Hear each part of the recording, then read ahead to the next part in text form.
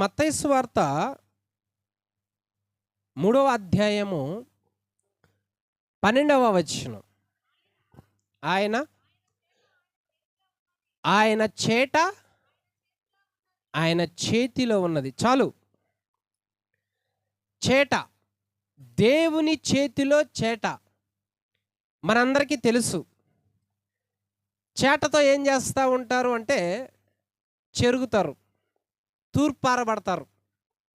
ఎందుకు చెరుగుతారు అంటే అందులో మట్టి పెడ్డలు ఏమన్నా ఉంటే తీసిపారేయటానికి, ఏమన్నా వ్యర్థమైన ఉంటే తొలగించటానికి చేటను ఉపయోగిస్తూ ఉంటారు.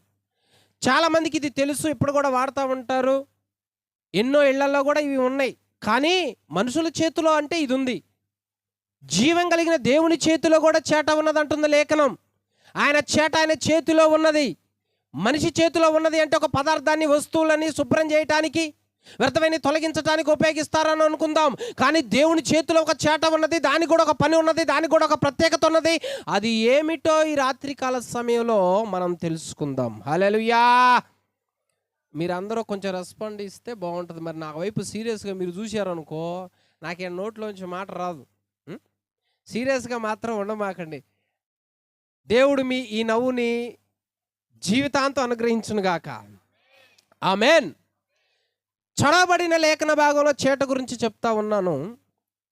దేవుడు హవ్వ ఆదామును సృజించిన తర్వాత ఆజ్ఞ అతిక్రమించి వృక్ష ఫలములు తిని వారి సంతానం మొత్తం దేవుని ఆజ్ఞను అతిక్రమించి మరణానికి లోనై ఉంటారు.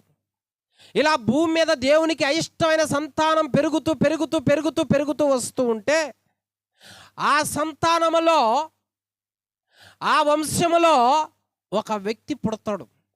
ఆ వ్యక్తే లెమెకు అనే వ్యక్తి పుడతాడు. ఆ వ్యక్తి తన తరములంతట్లో చూడగా గతించిన తరం అంతా చూడగా ఒక మాట అతనికి జ్ఞాపకం వస్తుంది, ఒక ఆలోచన అతనికి జ్ఞాపకం వస్తుంది. ఆ మాటను బట్టి అతను ఏమంటూ ఉన్నాడు అంటే చూడండి, ఆదికాండము 5వ అధ్యాయము 28, 29 వచనములు చూడండి, చదవండి త్వరగా. లెమెకు ఒక కుమారుని కని భూమిని యెహోవా శపించినందువలన కలిగిన మన చేతుల కష్టము విషయములోను మన పని విషయములోను ఇతడు మనకి నెమ్మది కలుగజేయుననుకొని అతనికి నోవాహు అని పేరు. హల్లెలూయా. చూడు, తరాలు అలాగనే వెళ్ళిపోయాయి. కానీ లెమెకు దగ్గరకు వచ్చేసరికి తనకు ఒక కుమారుడు పుడతాడు. ఈ కుమారుడు పుట్టేసరికి ఈ కుమారుడు పుట్టగానే ఏం పేరు పెడుతున్నాడు అంటే నోవాహు అనే పేరు పెడుతున్నాడు. ఎందుకు నోవాహు అనే పేరు పెడుతున్నాడు అంటే ఎక్కడో ఆదికాండములో దేవుడు ఆదాముకు చెబుతాడు, నీ నిమిత్తం నేల శపించబడ్డది అంటాడు. నరుడు చేసిన తప్పుకి, నరుడు చేసిన అతిక్రమానికి భూమి శపించబడ్డది. ఈ భూమి శపించబడిన ప్రస్తావన, అక్కడ ప్రస్తావన, అన్ని తరాల ప్రస్తావన ఎక్కడ తీసుకొని వస్తున్నాడంటే లెమెకు తీసుకొని వస్తా ఉన్నాడు. లెమెకు తన కుమారుడు పుట్టిన తర్వాత ఇదిగో భూమిని యెహోవా శపించినందువలన మన చేతులు కష్టంలో ఉన్నాయి, మనం కష్టంలో ఉన్నాం, మనం వేదనలో ఉన్నాం, ఇదిగో కష్టపడతా ఉన్నాం, సంతోషం లేదు, ఆనందం లేదు, నెమ్మది లేదు, తరతరాలు ఇలాగనే ఉండిపోతా ఉన్నాయి. గనక ఈ శాపాన్ని తొలగించాలంటే, ఈ శాపం పోవాలి అంటే, నెక్స్ట్ తరం, నెక్స్ట్ జనరేషన్ బాగుపడాలి అంటే నెమ్మది కలిగించేవాడు కావాలి, నెమ్మది పొందించేవాడు కావాలి అని తన కుమారుడికంట ఏం పేరు పెట్టారండి? చిరంజీవి అని కదా, మహేష్ బాబు అని పెట్టాలిగా. ఏ ముద్దు పేర్లు పెడతారండి పిల్లలకి, అర్థం పర్థం ఉండదు. ఆ పేరు ఒకటి, ఈ పెంపకం ఒకటి, ఈ వ్యక్తి ప్రవర్తన ఒకటి, వీళ్ళు పెట్టే పేరు ఒకటి, అస్సలు పొంతనే ఉండదు. ఈ వ్యక్తి ఏమనుకుంటున్నాడు తెలుసా, నా కుమారుడు తరాన్ని మార్చేవాడిగా ఉండాలి, కుటుంబంలో శాంతి సమాధానం కలిగించేవాడిగా ఉండాలి, నెమ్మది రావాలి ఇతను నుంచే. అని అంత పట్టుదల కలిగి ఉన్నాడండి ఆ వ్యక్తి. ఈ రోజుల్లో ఉన్న ఈ తల్లిదండ్రులు ఈ భావన కలిగి ఉండాలి పెరిగే సంతానం మీద. ఆలోచించండి, ఎన్నో వ్యక్తి అతను, ఇతని తర్వాత 8 తరాలు అయిపోయాయి. 9వ తరంలో ఇతను మాట్లాడుతున్నాడు అనమాట. భూమి శపించబడ్డది, చెడిపోయి ఉన్నది, దేవుని నామానికి విరోధంగా నడుస్తూ ఉన్నది, పిల్లలు పెద్దలు అందరూ చెడిపోయి ఉన్నారు కనుక ఈ నెక్స్ట్ తరం, నా కుమారుడి తరం అది బాగుపడాలే కానీ శపించబడి ఉండకూడదన్న ఉద్దేశంతో ఒక నిర్ణయం తీసుకున్నాడు. మరి ఈ రోజుల్లో తల్లిదండ్రులు పిల్లల్ని ఏం చేస్తూ ఉన్నారు, ఎలా పెంచుతూ ఉన్నారో? దేవుడు అంటే తెలియదు, వాక్యం అంటే తెలియదు. ఎవరు దేవుడు? వాక్యమే దేవుడు. ఆ వాక్యం అనేది పిల్లలకి నూరిపోయకుండా, ఇతను తర్వాత అయినా నా కుటుంబం నెమ్మది పొందాలి, ఇతను తర్వాత బాగుపడాలి, ఇతనన్నా బాగా బ్రతకాలి, ఇతని తర్వాత ఆశీర్వాదకరంగా ఉండాలి అన్న ఉద్దేశంతో తల్లిదండ్రులు పిల్లల్ని పెంచితే వాళ్ళు పెరిగి పెద్దయిన తర్వాత ఎంతో అనేకులకు ఆశీర్వాదకరంగా ఉంటారు. ఆ ఉద్దేశం కాదు. అతను పుట్టిన తర్వాత అతనికి పెట్టిన పేరు, అతను పెట్టిన పెంపకాలు, అతన్ని కొట్టరు, అతను దేవుని యందు భయభక్తులు పెంచరు, వాక్యం అతను ఉండదు. అలా పెరిగిన పిల్లలు ఈ రోజుల్లో చిన్న వయసులోనే మద్యానికి బానిసలైపోతా ఉన్నారు. ఈ రోజుల్లో చిన్న వయసులో సినిమాలకు బానిసలైపోతున్నారు, తిరుగుడుకు బానిసలైపోతున్నారు, తల్లిదండ్రులకు అవిధేయులుగా తిరుగుతా ఉన్నారు. వీళ్ళ మీదకి దీర్ఘావి ఎలా వస్తుంది? ఎక్కడ శాపం ఉంటుందో అక్కడ నెమ్మది ఉండదు. నోవాహు తన కుమారుడికి నెమ్మది అని ఎందుకు పేరు పెడుతున్నాడు అంటే, శాపం ఉన్నా కాడ నెమ్మది పని చేయదు. ఈరోజు కుటుంబాల్లో నెమ్మది ఉన్నదా? సంతోషం ఉన్నదా? బయటికి వెళ్ళిన వాళ్ళు ఇంట్లోకి కొట్లాట్లో, గొడవలో, మందో, సమస్త విధములన్నీ తీసుకొని వస్తూ ఉన్నారు. ఇంట్లో సమాధానం కరువైపోయినది, ప్రాంతంలో సమాధానం కరువైపోయినది. ఇప్పుడు పుట్టిన పిల్లలు కూడా దేవుడంటే భయం లేకుండా తిరుగుతూ ఉంటే ఎక్కడ నెమ్మది వస్తుంది, ఎక్కడ ఆనందం వస్తుంది, ఎక్కడ సంతోషం వస్తుంది? కాబట్టి తరాలు గతించిపోయిన లెమెకు మాత్రము ఒక మంచి ఆలోచించాడు. కుమారుణ్ణి ప్రేమించాడు. కుమారుడు అందరిలాగా తిరిగేవాడిగా ఉండాలని కోరుకోలా, అందరిలాగా ఉండాలని కోరుకోలా. ఇతని జీవితం ఒక ప్రత్యేకమో, ఇతడు ఇచ్చిన దేవుడు బహుమానమో, ఇతడు బాగా ఉండాలి, అనేకులకు ఒక ఆశీర్వాదకరంగా ఉండాలని, నాయనా కుమారుడా నువ్వు బుట్టక తలకే బ్యాంకులో నీ కోసం కట్ల దాచిపెట్టా అని అంటలా తల్లిదండ్రులు. ఆ పుట్టక తలకే అన్ని ప్లాన్లు ఉంటాయి అన్నమాట. వండర్ఫుల్ చదువులు, వండర్ఫుల్ వస్త్రాలు, వండర్ఫుల్ సమస్తం వాళ్ళు అడిగింది ఇచ్చేసేయటమే. ఇంత గారాబంతో తను పెంచాలని కోరుకోవట్లా, శాపాన్ని తొలగించేవాడిగా ఉండాలి అని కోరుకుంటున్నాడు. శాపం అంటే మాటలు కాదు, మంత్రాలకు చింతకాలు రాయినట్లు శాపం పోదు. ఎట్లా పోద్ది మరి? పిల్లల గురించి ప్రార్థన చేయాలి, పిల్లల గురించి ప్రయాసపడాలి, ఆ కుటుంబంలో ఒక వ్యక్తి పట్టుదల కలిగి లెగవాలి. అందరిలాగా ఉంటే సరిపోద్ది అనుకున్నావా? ఆలోచించండి. ఆ తరమే తాగుబోతారు. ఈ తరం కూడా అదేనా? ఆ తరమే దేవుడికి అవిధేయులు, ఈ తరం కూడా అదేనా? మరి ఏం చేస్తున్నారు పెద్దవాళ్ళు అంటే ఆ సీరియల్లో మునిగిపోయారు. మరి ఏం చేస్తున్నారు పెద్దవాళ్ళు? మరి ఎటు తిరుగుతున్నారు పెద్దవాళ్ళు? వీళ్ళు కూడా పిల్లలను కూర్చోబెట్టుకొని తాగుతున్నారా? వీళ్ళు కూడా పిల్లల ముందు గొడవలకు వెళ్తున్నారా? వీళ్ళే ఎలాగుంటే లెమెకు ఎలాగ ఉండాలని కోరుకోవాలా కుమారుడా? నేను తరాలు చూసా, తరాల గురించి విన్నా. ఆది కాండంలో అక్కడ చెప్పించబడిందని భూమి దేవుడు చెబితే ఇప్పుడు నేను చెబుతున్నా. ఏమని తెలుసా? ఈ శాపం మొత్తం నీ ద్వారా కొట్టివేయబడాలి, ఈ శాపం నుంచి నెక్స్ట్ తరం మారాలి. కాబట్టి నువ్వు ఎలా ఉండాలో తెలుసా? నెమ్మది పొందించేవాడివే. అంతేగాని నలుగురు కుర్రాళ్ళని వేసుకొని మనుషులు పోయే దారిలో డ్యాన్స్ ప్రోగ్రాం పెట్టడానికి కాదు. దీనికి బాగా దీనికి బాగా ఓటేస్తున్నారు ఈ రోజుల సమాజం. గద్దించే వాళ్ళేరి మీ పిల్లలు, కుమారులు ఆ టైపులో, ఆ దృశ్యంలో కనబడాలని కోరుకుంటారా ఏ తల్లిదండ్రులైనా? ఇతను కూడా ఆశ లేదా, కోరిక లేదా? బంగారం వెండి ఇతని రాగని పెంచుకుంటే పెద్ద అయిన తర్వాత ఏ ఉండదు అక్కడ. అందుకనే కుమారుడా నీ పేరే నెమ్మది, నువ్వు నెమ్మది పొందించేవాడివే. అంతేకాని మీ తల్లిదండ్రుల మీదకి ఇదిగో ఎంతో వేదన తెచ్చిపెట్టేవాడివి కాదు. ఎంతమంది పిల్లలు వేదన తెచ్చి పెడతా ఉన్నారు. వద్దమ్మా అంటే ఆ వివాహమే, వద్దంటే ఆ చదువే, వద్దంటే ఆ స్నేహాలే, వద్దంటే ఆటలే, ఆ ముచ్చట్లే. తల్లిదండ్రులకు సంతోషం లేకుండా పోతున్నది ఈ దినాలలో. తరాలు అయ్యే, నెక్స్ట్ తరం అదే, ఆ తరం అదే, ఇలా వస్తూ ఉంటే ఒక్క వ్యక్తికి కూడా ఆ రోజుల్లో రోషం రాలా, ఒక్క లెమెకుకు తప్ప. హల్లెలూయా. లెమెకుకు రోషం వచ్చింది. తన కుమారుడికి ఆ పేరు పెట్టాడు, నెమ్మదే అన్నాడు. కాలం గడుస్తూ ఉన్నది, రోజులు గడుస్తూ ఉన్నాయి. ఇక నోవాకు పెద్దవాడయ్యి అతనికి 3 పిల్లలు పుట్టి వారికి వివాహంలో జరిగిన సమయానికి భూమి యెహోవా సన్నిధిని ఎలా ఉందంటుందో చూడు అక్కడ లేఖనం 6:12 ఆదికాండం త్వరగా.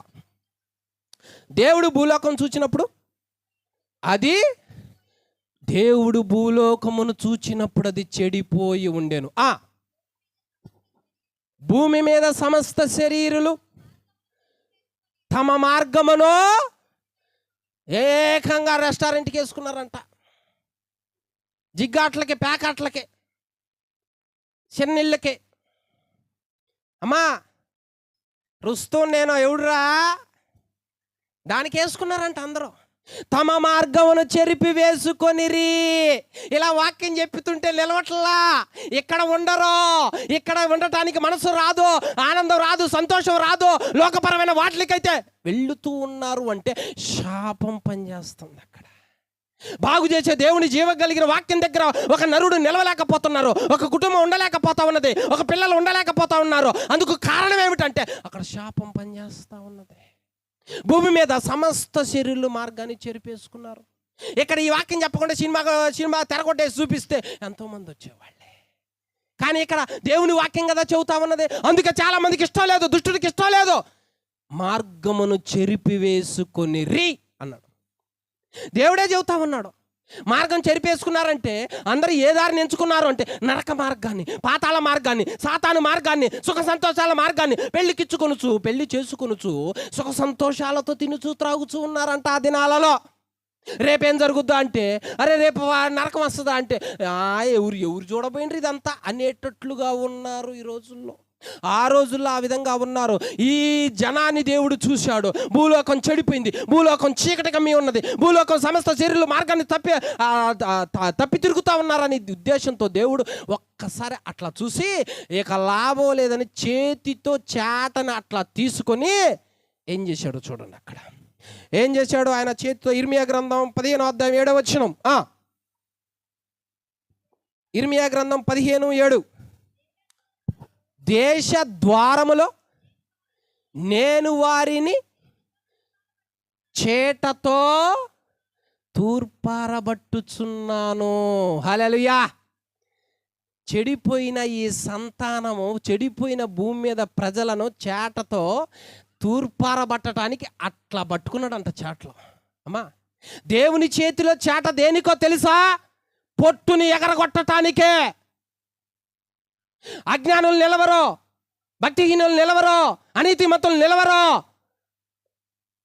చాటతో ఆయన తూర్పారబట్టడానికి చాట తీసుకొని తూర్పారబడతా ఉంటే అందరు ఎగిరిపోతా ఉన్నారు. అందరు నా ఇష్టం అన్న వాళ్ళు ఎగిరిపోతా ఉన్నారు. దేవుడు అంటే ఇష్టం లేని వాళ్ళు అందరూ ఎగిరిపోతా ఉన్నారు. అందరూ నరకానికి లోనై ఉన్నారు, పోతా ఉన్నారు. కానీ ఆ తూర్పారబట్టడంలో ఒక్క వ్యక్తి మాత్రము దేవుని చేటలో అలా మిగిలిపోయాడు. హల్లెలూయా. ఎవరా ఒక్క వ్యక్తి? దేవుడు అంటున్నాడు. ఆదికాండం చూడండి 6:8. అయితే నోవాహు యెహోవా దృష్టి యందు చూశావా, భూలోకము చెడిపోతే దేవుడు చేటతో తూర్పారబడితే పొట్టు అంటే ఏ వ్యర్థమైన మనుషులందరూ దూరం అయిపోతే ఒక్క వ్యక్తి కృప పొంది ఉన్నాడంట. ఒక్క వ్యక్తి దేవుని దృష్టికంట ఇదిగో ఆయన కృపను ఆవరించి ఉన్నాడంట. ఈ ఒక్క వ్యక్తిని దేవుడు దృష్టించినాడు. ఈ ఒక్క వ్యక్తి ఎందుకు నిలబడ్డాడంటే తండ్రి అంత పట్టుదల కలిగి ప్రార్థన చేసి ఈ కుమారుడు నెమ్మది పొందించేవాడు అని దేవుని వేడుకున్నాడు. కాబట్టి ఆ తరంలో ఆ ఒక్క వ్యక్తి కృప కలిగి ఉన్నాడు. నీ బిడ్డల కొరకు, మీ కుటుంబీకుల కొరకు ఆ పట్టుదల ప్రయాసం ఉంటే వాళ్ళ తరంలో దేవుడు ఆ వ్యక్తికి కృప చూపడా? హల్లెలూయా. ఖచ్చితంగా కృప చూపుతాడండి. మా తరాలు నేను హరిదాసుడు తిరిగా, కొన్ని సంవత్సరములు తిరిగా. మాకు సత్యం తెలియదు, మరి మాకు చెప్పేవాళ్ళు లేరు. మరి ఈ గాంధీనగర్ అంతా తిరిగేవాడిని, ఆటపాటలకు తిరిగేవాడిని. హల్లెలూయా అంటే బలి ఎగతాళి చేసేవాళ్ళం. మేమే హల్లెలూయా బ్యాచ్ అనేవాళ్ళం. నేను ఆ కలశం నెత్తి మీద పెట్టుకొని జానపాడు పోయేవాడిని, 3ంటికి పోయేవాడిని, పోయి బియ్యం ఉంచుకొని వచ్చేవాడిని. అదే భక్తి, అదే దేవుడు మా దృష్టిలో. అలాగ బ్రతుకుతున్న మా తరాలలో తూర్పారబడితే నేను దొరికా. హల్లెలూయా. ప్రతి కుటుంబాన్ని దేవుడు తూర్పారబడతాడు. ఆ కుటుంబంలో ఒక వ్యక్తి మాత్రం మిగిలితే ఆ వ్యక్తితో దేవుడు మాట్లాడుతున్నాడు. ఏమని మాట్లాడుతూ ఉన్నాడో చూడండి. ఆదికాండం 7:1. యెహోవా, ఈ తరము వారిలో నీవే నా ఎదుట. ఇది సాధ్యమా? జీవం కలిగిన దేవుడు ఒక వ్యక్తితో ఇలా మాట్లాడటం సాధ్యమా? దేవుని ఎదుట నిలబడాలి అంటే అది ఎవరికి సాధ్యమైతే? కొమ్ములు తిరిగిన బలాఢ్యుడికి సాధ్యపడదు, అందమైన వాళ్ళకి సాధ్యపడదు, పలుకుబడి డబ్బున్న వాళ్ళకి సాధ్యపడదు. ఒక్క నీతిమంతుడికి కృప పొందుకున్న వాడికేనట తూర్పారబట్టడంలో నిలబడేది. హల్లెలూయా. ఆ ఒక్క వ్యక్తి నిలబడితే దేవుడు అంటున్నాడు, ఈ తరములో నేను తూర్పారబట్టగా నీ ఒక్కడవే నా ఎదుటి నీతిమంతుడిగా కనపడ్డావు. నీ ఒక్కడవే. అది మీ నాన్న ప్రార్థన ద్వారా, మీ నాన్న పట్టుదల ద్వారా నేను నిన్ను ఏర్పరచుకున్న కుమారుడా. ప్రార్థన ఎందుకు వృధా అయిపోద్ది? ప్రయాసం ఎందుకు వృధా అయిపోద్ది?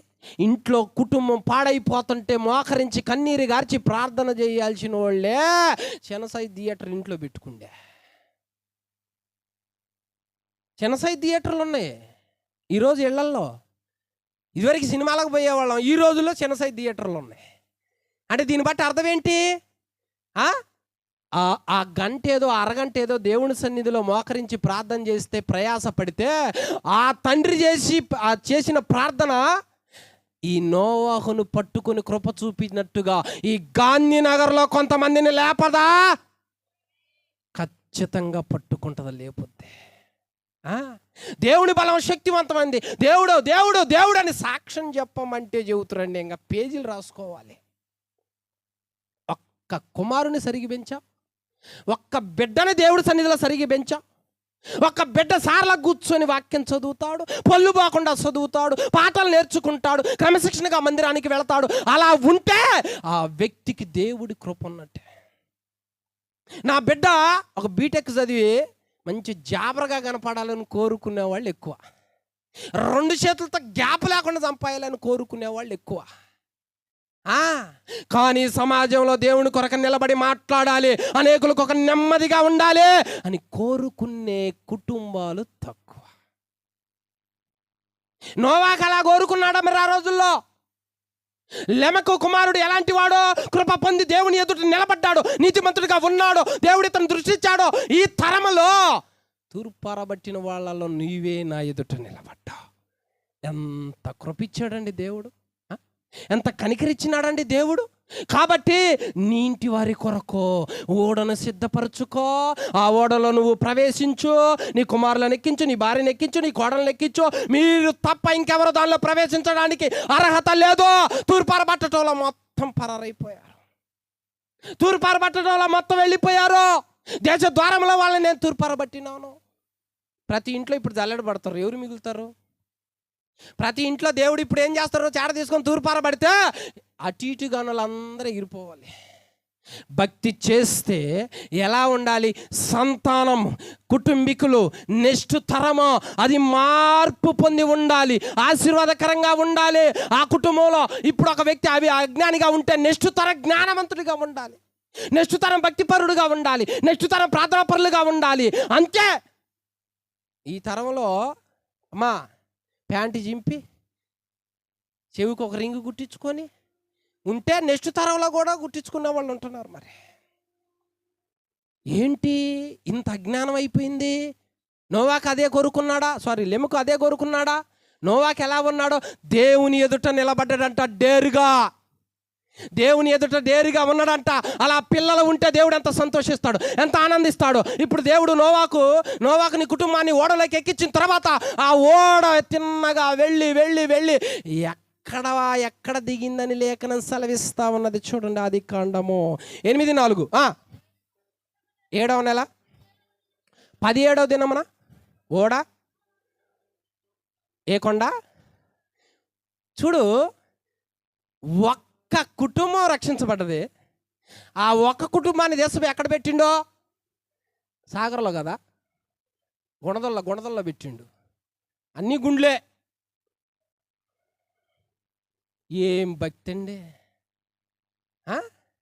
ఇక్కడ ఇంటి పక్కన మందిరం ఉంటే పోవటం కుదరదలు, కానీ ఆడికి పోయి ఇంటికి ఇచ్చి వస్తావు, ఆడికి పోయి మోకాళ్ళ మీద నడిచి వస్తావు. ఎక్కడ కూర్చోపెట్టాలో నువ్వే చూసుకున్నావు ఒకటే, ఇంకా ఆయన ఏం కూర్చోపెడతాడు? దేవుడు ఏం చేశాడు? నోవాహు కుటుంబాన్ని అరారాతు కొండ మీద అలా పెట్టాడు. కొండ మీద ఉన్నవాడిని ఢీ కొట్టలేడు. కొండ మీద ఉన్నవాడిని ఏ తుఫాన్ అయినా, ఏ పిడుగైనా, ఏ భూకంపం అయినా ఏమీ చేయలేదు. అందుకనే ఆయన మాట విని కృప పొంది నీతిమంతులుగా ఎవరైతే తూర్పారబట్టడంలో నిలబడతారో ఆ వ్యక్తిని సురక్షితంగా కొండ మీద పెడతాను అంటానికి సూచన అన్నమాట ఇది. హల్లెలూయా! నోవాహు ఎక్కడ ఉన్నాడంటే కుటుంబం మొత్తం ఎక్కడ తెచ్చి పెట్టుకున్నాడంటే కొండ మీద ఉన్నాడు. ఇప్పుడు ఈ కొండ మీద ఉన్నవాడిని ఎవరు పడగొట్టాలా? ఎందుకో తెలుసా? బైబిల్ గ్రంథంలో దావీదు అంటున్నాడు, యెహోవా నా కొండ. దేవుడెవరు? కొండ. కొండ మీదగా తీసిపోయాడు అంటే అర్థం ఏంటంటే ఆయన మీదగా తీసిపోయి పెట్టుకున్నాడు. ఆయన మాట వినేవాళ్ళంటే అంత ఇష్టం. కుమారులు యెహోవా అనుగ్రహించి స్వాస్థ్యం. పుట్టినరోజు కేకు తెస్తుంటివి, పుట్టినరోజుకి ప్రార్థన పెడుతుంటివి, అందరం తీసుకొని వస్తూ ఉంటివి. దాని మీద ఉన్నంత శ్రద్ధ వాక్యం నేర్పించటంలో ఎందుకు లేదు? దేవుని వాక్యంలో పెంచటం ఎందుకు లేదు? ఒక్కసారి ఆలోచించో. ఈ రోజుల్లో మార్కులు తక్కువ వచ్చే పిల్లలు ఉన్నారా అంటే తక్కువే, నమ్మకం తక్కువే. అందరూ బాగానే చదువుతున్నారు, పోటీలు పడి తెల్లారుజామున లేచి సాయంత్రం కూడా అదే భక్తి. కనీసం రోజుకు ఒకసారైనా మోకరించి ప్రార్థన చేసి ఒక అధ్యాయం చదువుతాడంటే కొన్న బైబుల్లో గోళ్ళలో తుప్పు పట్టిపోయి ఉన్నదన్నమాట. ఎంత ఘోరం! రేపు అయ్యే సాక్ష్యం ఇస్తాయి అన్నమాట దేవుడి సన్నిధిలో. నోవాహు ఎక్కడున్నాడో, నీ కుటుంబం ఎక్కడ ఉండాలని కోరుకుంటున్నావు, నీ పిల్లలు, నీ వంశము, ఆ తరము ఎక్కడుండాలని కోరుకుంటున్నావో, ఏ సైడ్ ఉండాలని కోరుకుంటున్నావో, లోయలో దిగిపోవాలనా, కొట్టుకుపోవాలి అనా, కొండ మీద ఉండాలనా? అలాగైతే ఇప్పుడే బిడ్డల కొరకు ప్రార్థన చేయి, పట్టుదల కలిగి ఉండు. ఈ తరాన్ని మార్చు, ఈ గాంధీనగర్ మార్చు. ఎంతోమంది అన్యాయంగా అల్లాడిపోతున్నాడు సాతాను గాడి చేతుల్లో, చెడు వ్యసనాలలో. వాళ్ళందరినీ మార్చగలిగే కెపాసిటీలో నా బిడ్డ ఉండాలని కోరిక ఎంత బాగుంటుంది. వాళ్ళందరిలో ఒకళ్ళైనా పట్టుకోవాలని కోరుకో. నీవు దేవునికి ఇష్టమైన కుమారుడిగా పెంచు. ఎంత సంతోషిస్తాడు దేవుడు. తీసుకెళ్ళి అక్కడ పెట్టాడు. ఇప్పుడు నోవాహు ద్వారా దేవుడు మనకేమి నేర్పిస్తున్నాడు అంటే, ఇదిగో ఆ దినాలలో నోవాహు కాలములో చేటతో తూర్పారబడితే ఒక్కటే కుటుంబం ఉన్నదే. ఆ కుటుంబాన్ని తీసుకెళ్ళి కొండ మీద పెట్టానే. ఈ అంత్య దినాలలో మరలా జనములను తూర్పారబట్టబోతున్నాను, మరలా వస్తా ఉన్నాను. అప్పుడు మిగిలిన వాళ్ళే అసలైన కొండ మీద ఉండేది. హల్లెలూయా! ఎక్కడుంది లేఖనం? చూడండి ఎక్కడుంది. మరలా మత్తయి సువార్త 5వ అధ్యాయం 25వ అధ్యాయం 31, 32 వచనములు. తన మహిమతో మనుష్య కుమారుడును ఆయనతో కూడా సమస్త దూతలను వచ్చినప్పుడు ఆయన తన మహిమ గల సింహాసనం మీద ఆసీనుడయుండును. అప్పుడు సమస్త జనులు గొల్లవాడు మేకలలో నుండి, గొల్ల ఆయన ఏం చేస్తాడు? మేకల్లోంచి ఏం చేస్తాడో గొర్రెలను తీస్తాడు పక్కకి. అలాగనే దేవుడు అంట ఇంకొకసారి తూర్పారబట్టబోతున్నాడు. ఈ భూలోకంలో ఉన్న జనములను ఆయన రాబోతున్నారు దేవదూతలతో. అప్పుడు భూలోకములో చేట తీసుకొని తూర్పారబడుతూ ఉంటే ఇదిగో మేకలలో ఉన్న గొర్రెలను పక్కకు తీస్తారంట. అప్పుడు ఎవరు నిలుస్తాడో, ఎవరు కాపాడబడతారో, ఎవరు ఆయనతో ఉంటారో, ఆయన ముఖ దర్శనం చేస్తారో, ఆయన ఎదుట నిలబడతారో, ఆ శక్తి, ఆ భక్తి ఎవరికి ఉంటుంది అంటే ఈసారి తూర్పారబట్టబోతున్న భక్తి పరులకే ఉంటుంది. ఎవరు నిలవాలి మరి చెప్పు, ఒకసారి ఆలోచించు. ఆ దినములో ఆ తరము మొత్తాన్ని దేవుడు అంట పరిశోధిస్తే చేటతో ఒక్క కుటుంబం మాత్రమే కొండ మీద ఉంది. ఒక్క కుటుంబం కొండ మీద ఉంది. మరి దేవుడు రాబోతున్నాడు కదా రెండవ రాకడలో. అప్పుడు ఎంతమంది ఎత్తబడాలి, ఎంతమంది ఆయనతో ఉండాలి, ఏ కొండ మీద ఉండాలి, ఏ పర్వతం మీద ఉండాలి. ఒట్టప్పుడు ఏసయ్య ఏసయ్య అంటాం కాదు, ఒట్టప్పుడు నేను భక్తిపరుని అంటాం కాదు, బాప్తిజం తీసుకున్నాను అంటాం కాదు. శోధన వచ్చినప్పుడు, శ్రమ వచ్చినప్పుడు, దేవుడు పరిశీలిస్తున్నప్పుడు, తూర్పారబడుతున్నప్పుడు అప్పుడు నిలబడు ఆయన ఎదుట, అప్పుడు నిలబడు ఆయన సన్నిధిలో. నిన్ను తీసుకొని, నీ కుటుంబాన్ని తీసుకొని వెళ్ళి కొండ మీద పెడతాడు. ఆయన ముఖ దర్శనం చేయగలిగే వాళ్ళు వాళ్ళే. వాళ్ళ ద్వారానే దేవుడికి సంతోషం వస్తుంది, వాళ్ళ ద్వారా దేవుడికి ఆనందం వస్తుంది. అంటే ఒక్క లెమెకు ప్రార్థన చేస్తే కుటుంబం తీసుకెళ్ళి దేవుడు ఆడబెట్టాడే. ఇప్పటి నుంచి నీ కుటుంబాన్ని తయారు చేస్తే, నీ పిల్లలను తయారు చేస్తే, కొంతమంది తాగి తాగి ఆరోగ్యాన్ని పోగొట్టుకుని ఉన్నారు ఈ గాంధీనగర్లో. వాళ్ళలో ఒక్కళ్ళైనా దేవుడు బాగు చేయగలడు. ఎంతోమంది అవిధేయులుగా తిరుగుతున్నారు ఈ గాంధీనగర్లో. వాళ్ళలో కొంతమందినైనా దేవుడు పట్టుకొనగలడు. వాళ్ళ కోసం దేవుడు చూస్తూ ఉన్నాడు, వెతుకుతా ఉన్నాడు. ఏమి చేయాలి మరి? ప్రార్థన మానేయాలా? వాక్య ధ్యానం మానేయాలా? ఆలోచించండి. ప్రతి వ్యక్తి మీద దేవుడు ఒక ప్రణాళిక కలిగి ఉన్నాడు, ఒక ఉద్దేశం కలిగి ఉన్నాడు. ఆ ఉద్దేశం మీద ఈ తల్లి గర్భంలో అతన్ని ప్రవేశపెట్టి అతన్ని దేవుడు పుట్టించిన తర్వాత ఇష్టానుసారంగా తిరగటానికి వదిలివేయటంలా దేవుడు ఇతను నాకు కుమారుడిగా ఉండాలి, ఇతను అనేకులకు ఆశీర్వాదకరంగా ఉండాలని దేవుడు ఆశపడితే మనిషి ఆలోచన దేవునికి దూరంగా చేసి పెట్టింది. అందుకే లెమెకు అంటా ఉన్నాడు, నా కుమారుడు నెమ్మది పొందించేవాడు. అడుగు పెడితే అత్తా కోడల మధ్య గొడవలు పెట్టేవాడుగా ఉండొద్దు నాయన, తండ్రి కొడుకుల మధ్య తన్నుకునేటట్టు చేయొద్దు నాయన. నరులు ఎలా ఉన్నారో, ఒక వ్యక్తి ఒక చాట ప్రత్యక్షమైందంటే వాళ్ళిద్దరి మధ్య గొడవే.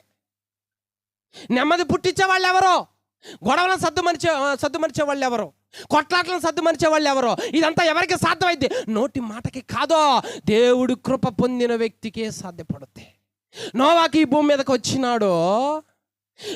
తర్వాత, నోవాకు ఎదిగిన తర్వాత దేవుడు అంటా ఉన్నాడు, ఓడలో నుంచి బయటికి రా అన్న తర్వాత చివరిగా ఒక మాట అంటున్నాడు. ఇప్పుడు అక్కడ చూడండి, ఆదికాండం 9:1. మరియు దేవుడు నోవాహును, చూసుకో, ఒక కుటుంబం రక్షించబడితే ఆ కుటుంబాన్నంట ఆశీర్వదించి ఎలాగుండాలంటున్నాడు? మీరు ఫలించి అభివృద్ధి పొంది.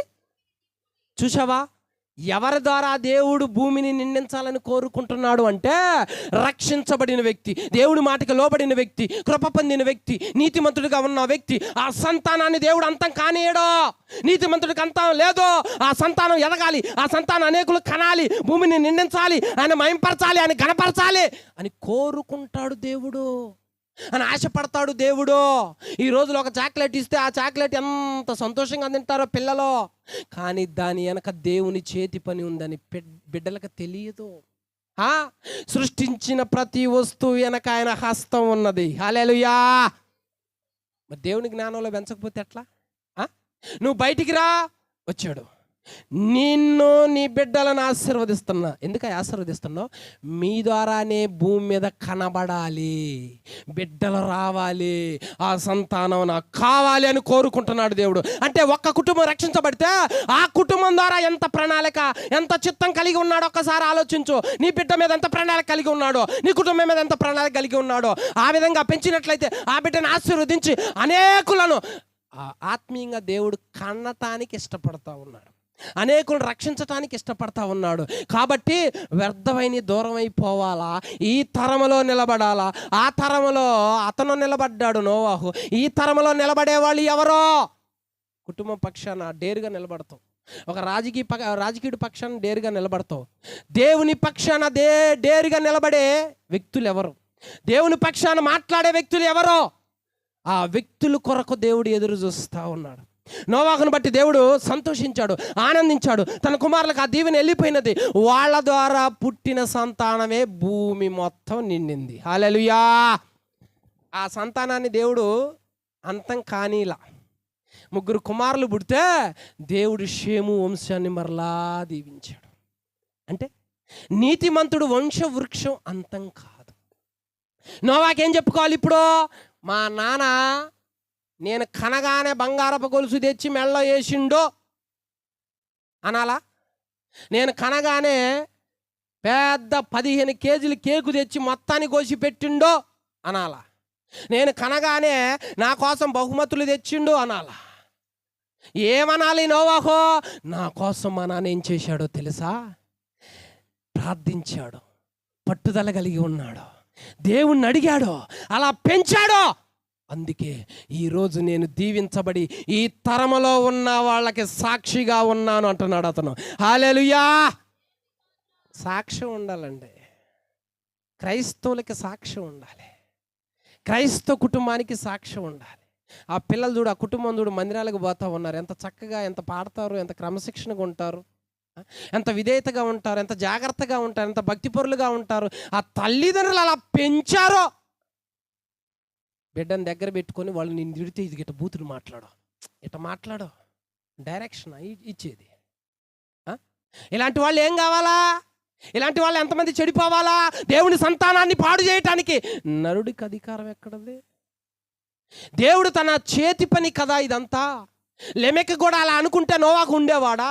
పర్వతం మీద ఉండేవాడా? ఒక సాక్షిగా ఉండేవాడా? షేము వంశాన్ని దేవుడు దీవించేవాడా? అనేకులు బలమైన వాళ్ళు బయటకు వచ్చేవాళ్ళ కాదే. మరి ఈ రోజుల్లో కొన్ని సంతానాలు ఎందుకు దీవించబడట్లా?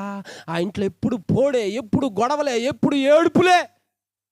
ఎందుకంటే శాపం పనిచేస్తుంది అక్కడ. శాపం ఉన్న కాడ నెమ్మది పని చేయదు. కాబట్టి ప్రార్థనా పరులు అక్కడ లెగవాలి, పట్టుదల కలిగిన వాళ్ళు లెగవాలి. దీన్ని మార్చు, దీన్ని చేంజ్ చేయి. పౌరుషం కలిగిన వాళ్ళు లెముకులాగా లెగిస్తే దేవుడు నోవాకి ఇచ్చినాడంట కృపని. ఆ తరములో తరం అంటే ఒకళ్ళు కాదు, ఇద్దరు కాదుగా, చాలామంది ఉంటారుగా మనుషుల్లో.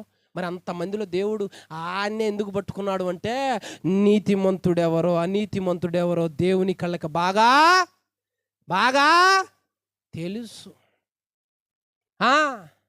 మైకు పట్టుకొని దేవుని కొరకు పోరాడుతున్న వాళ్ళకి, పోరాడుతున్న వాళ్ళ మీద సాటుగా పుర్రులు చెప్పేవాళ్ళు ఎవరో కూడా దేవుడికి తెలుసు. గాంధీనగర్లో చాలామంది ఉన్నారు. దేవుడి కవిదేలు వాళ్ళ వలేసి పట్టుకోవటం కాదు, దేవుని పక్షాన్ని నిలబడి మాట్లాడే వాళ్ళకి మాత్రం ఏదో కొంక పెట్టాలి. శాతగాని పనులు ఇవన్నీ.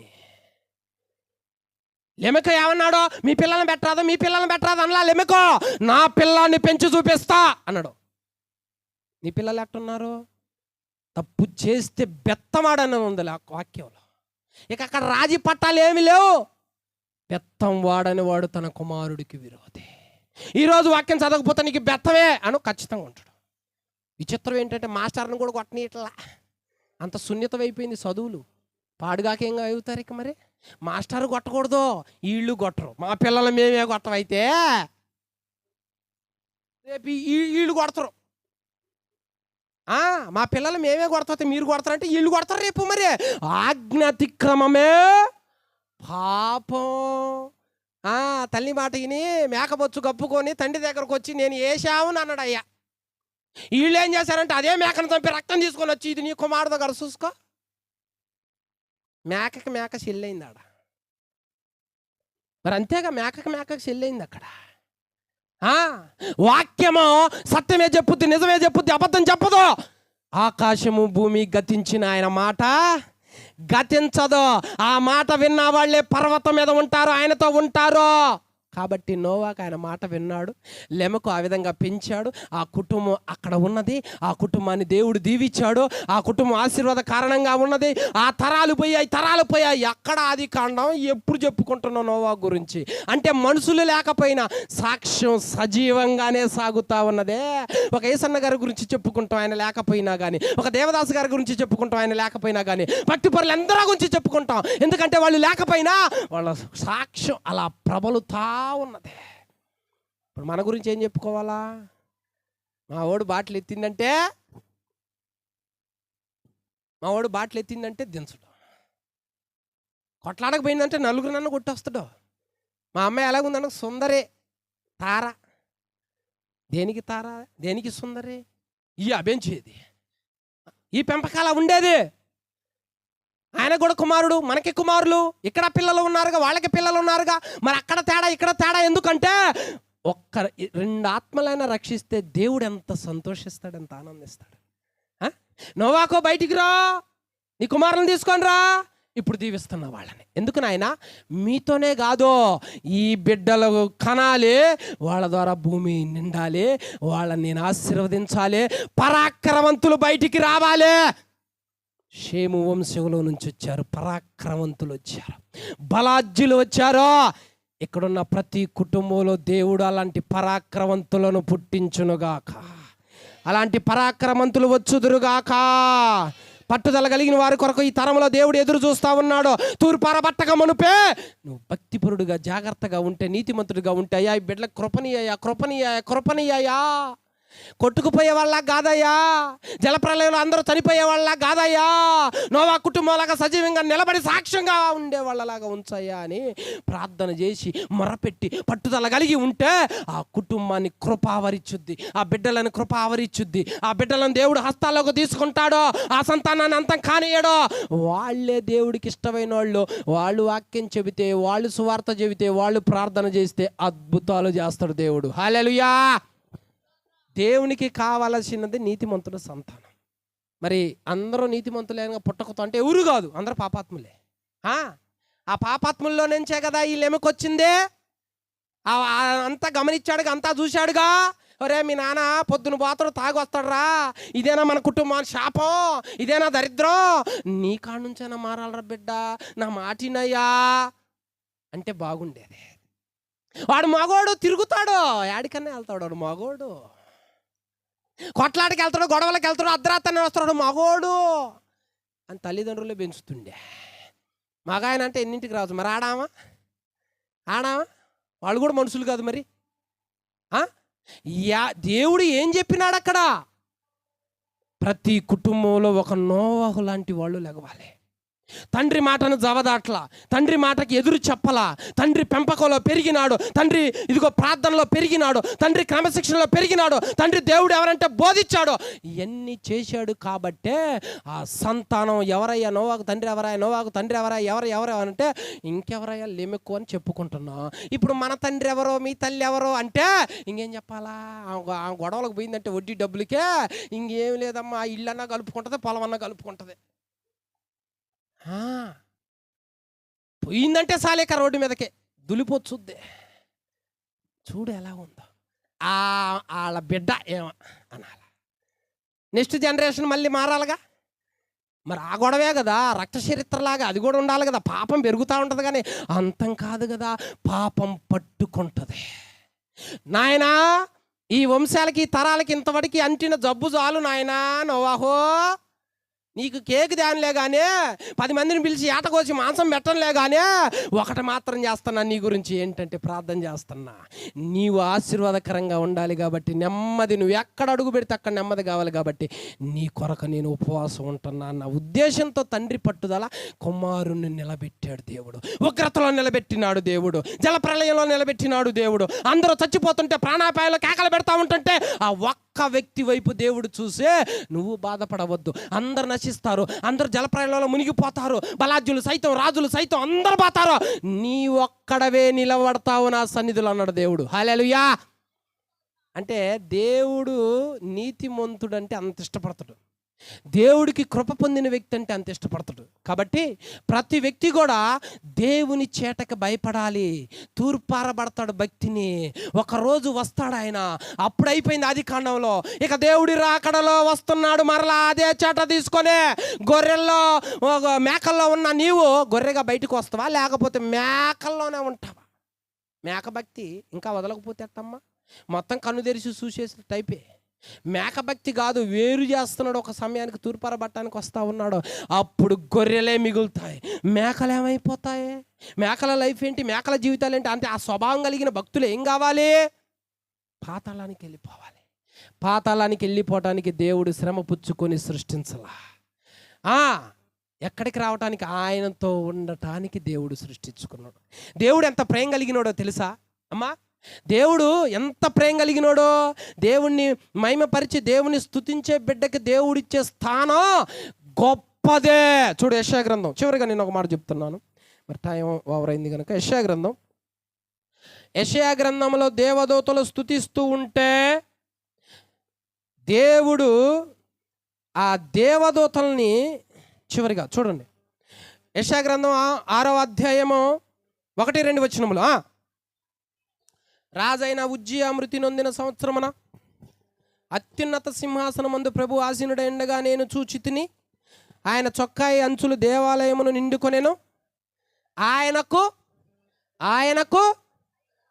దేవునికి పైనున్నవాడంటే ఉంటాడా? దేవునికి పైవాడనే వాళ్ళు ఎవరన్నా ఉంటారా? పైవాడెవరో దేవునికి? అందరికీ పైవాడు దేవుడే కదా, అవునా? అందరికి పైవాడు దేవుడే. మరి దేవదూతలంట ఆయనకి పైగా ఉన్నారంట. ఎందుకు దేవదూతలు ఆయనకు పైగా ఉన్నారంటే, స్తుతించే వ్యక్తిని తీసుకొచ్చి ఇక్కడ పెట్టుకుంటాడు ఆయన, స్తుతించే వ్యక్తిని తీసుకొచ్చి మీద పెట్టుకుంటాడు ఆయన. ఆయనకన్నా ఉన్నతమైనగా ఆ వ్యక్తిని పెడతాడు. అందుకే నోవాకుని తీసుకొచ్చి కొండ మీద పెట్టుకున్నాడు, ఆ కుటుంబాన్ని కొండ మీద పెట్టుకున్నాడు. కాబట్టి ప్రతి కుటుంబం కూడా లెమకులాగా పోరాడి, లెమకులాగా ప్రార్థన చేసి పట్టుదల కలిగి ఉంటే ఆ కుటుంబంలో దేవుడు ఒక వ్యక్తిని లేపుతాడు, ఆ వ్యక్తిని పర్వతం మీద పెడతాడు.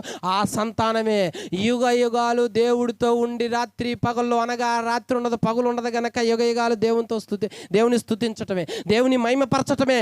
ఆ సంతానం కోసమే దేవుడు ఎదురు చూస్తూ ఉన్నాడు. త్వరలో రాబోతూ ఉన్నాడు. కాబట్టి ఈ వాక్యం వింటున్నా నీవు నీ కుటుంబం మీద, నీ తరాల మీద శ్రద్ధ కలిగి ఉండు, నీ పిల్లల మీద శ్రద్ధ కలిగి ఉండు, భక్తిలో జాగ్రత్త పడు. అప్పుడు దేవుడు సంతోషించి ఆనందించి ఆ సంతానాన్ని ఆయన దగ్గరికి చేర్చుకుంటాడు. కొద్ది మాటలు దేవుడు మన హృదయంలో నీరు గట్టి ఫలింపచేయును గాక. ఆమేన్. ఆమేన్. అందరికీ వందనములు. ఖడ్గం మినిస్ట్రీ వీడియోలకు సంబంధించిన బుక్కు ప్రింట్ అయి సిద్ధముగా ఉన్నది. మొదటి బుక్కు ఈ కనిపించే 30 అంశాల మీద ఉన్నది. కావలసిన వారు ఈ నెంబర్కు కాల్ చేసి ఆర్డర్ చేసుకొనగలరు.